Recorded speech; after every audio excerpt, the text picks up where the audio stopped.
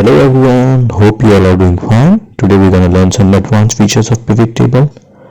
For the first one which we're going to see is adjust field list setting option.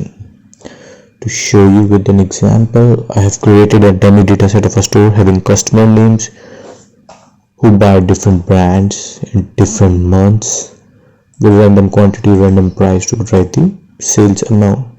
Now we have to create a pivot table to present the data.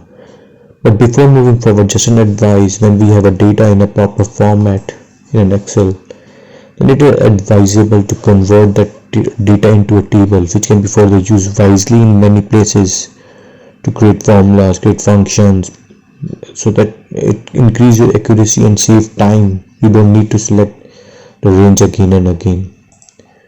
So let's move further. To create a pivot table, we have to come to insert pivot table. So once we create a pivot table, it's come with the default setting. So to change this view, you need to go to this gear option, click here. There are different views, but the one which we're going to discuss is the field section area side by side. Once you click it, what happens? The fields which we can choose from the report come on the left hand side, and the areas where we need to drag to create a pivot report is coming on right hand side.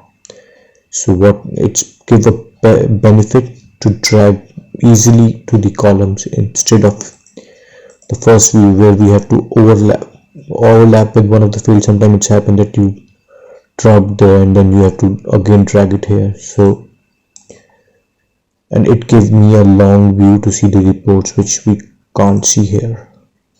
To give you an example, let me add some rows here.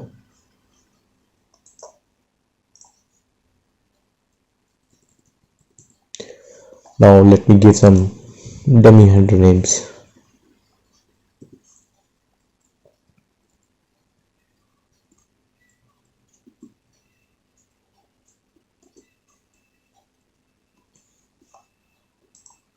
Now I will refresh this pivot table. See what happened. The number of headers change.